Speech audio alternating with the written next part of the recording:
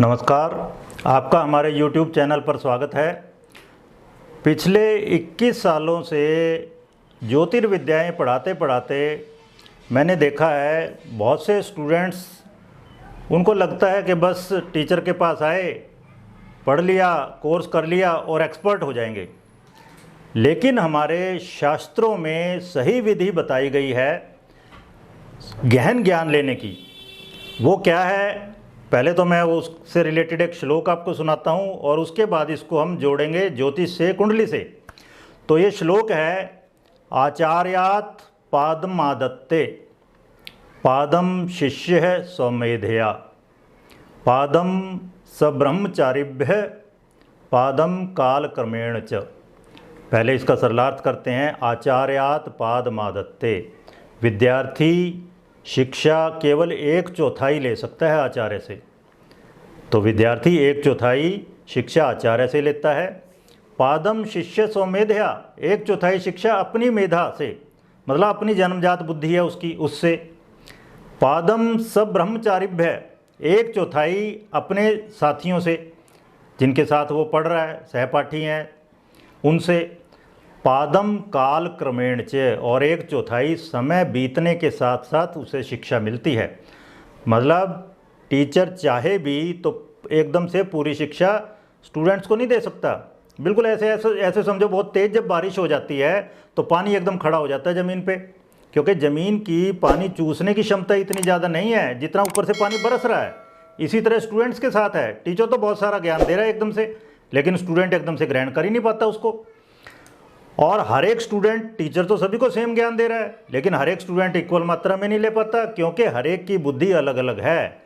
आपके by birth योग जो बने हुए हैं, अगर अच्छे योग बने हुए हैं पढ़ने से रिलेटेड, तो इसका मतलब बहुत जल्दी से ग्रैस्प कर लोगे आप। जिस तरह पामिस्ट्री में रिंग ऑफ सोलोमन है तो बहुत जल्दी वो सीख लेगा पामिस्ट्री।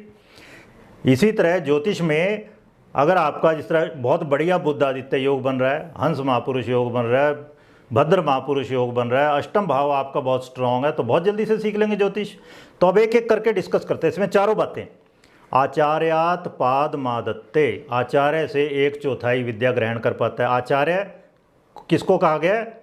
जो उपदेश देता है वही आचरण है उसका। आचरण भी वही है जो उपदेश दे रहा है, ठीक है ना। दोनों सेम होने चाहिए, तभी वो उसे ग्रहण कर पाएगा शिष्य। तो आचार्य कहाँ से देखते हैं? नवम भाव से। तो व्यक्ति की कुंडली में नवम भाव नवमेश, 9th का लॉर्ड, और आचार्य का कारक कौन है? गुरु। अगर ये आपकी कुंडली में स्ट्रांग है, शुभ हैं, बली हैं, तो आपको बहुत अच्छे आचार्य मिलेंगे, बहुत अच्छे टीचर मिलेंगे, मिले होंगे, देख लेना आप, बिल्कुल पक्का है ये। आचार्यात् पादमादत्ते। फिर क्या है? 1/4 कहाँ से? अपनी मेधा से। मेधा अपनी बुद्धि, बाई बर्थ जो बुद्धि लेके पैदा हुए हैं। हम कोई कोरे कागज नहीं है, जन्म जन्मांतर के संस्कार लेकर पैदा हुए हैं। तो मेधा का कारक कौन है ज्योतिष में? बुद्ध। बुद्ध जनरली लर्निंग का, बुकिश नॉलेज का, पढ़ने पढ़ाने का कारक है बुद्ध। और गुरु क्या है? गहन ज्ञान का है, विजडम, प्रज्ञा जिसे कहते हैं, ठीक है। फिर चंद्रमा मन का कारक है।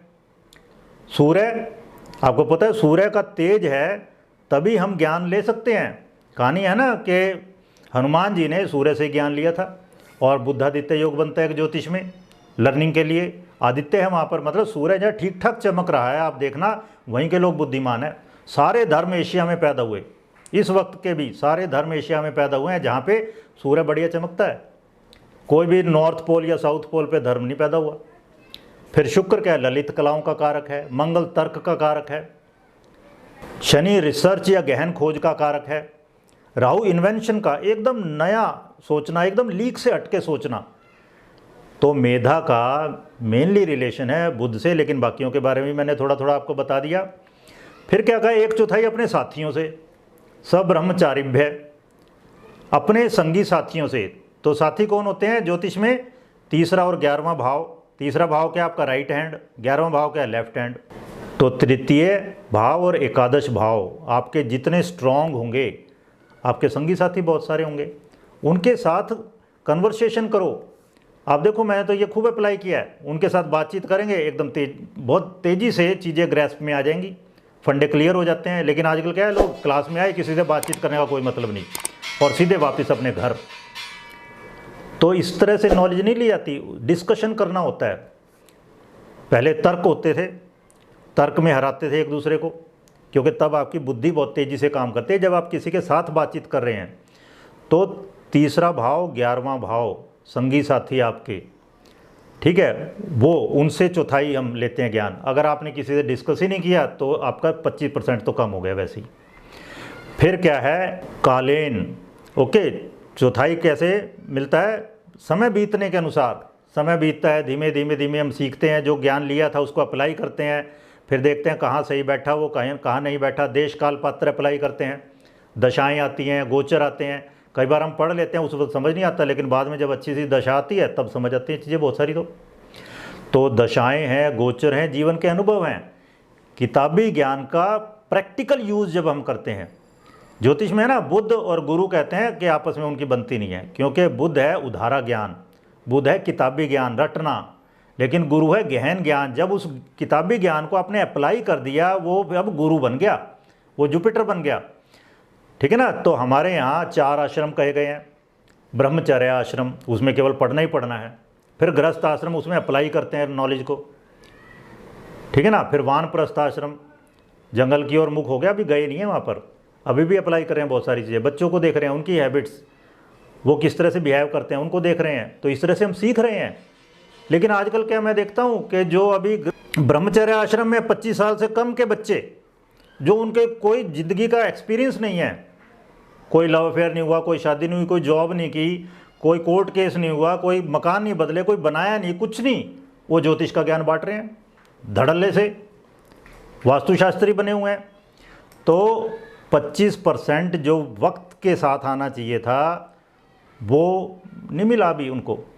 तो ये मतलब है, जब आप चारों चीज़ों को लगा के चलते हैं तब आपकी नॉलेज पक्की होगी, तब वो गहन होगी, तब वो जुपिटर वाली नॉलेज हो जाती है। उधारा नहीं होता ज्ञान, वो बुद्ध वाली नहीं होती, तब आप रियल सेंस में गुरु कहलाओगे।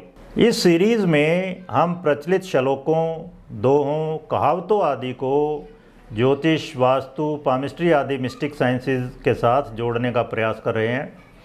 अगर आपने हमारा चैनल अभी तक सब्सक्राइब नहीं किया है तो प्लीज़ इसे सब्सक्राइब कर लें, ताकि आपको हमारे वीडियोज़ की लेटेस्ट जानकारी मिलती रहे। धन्यवाद। आप सभी स्वस्थ रहें।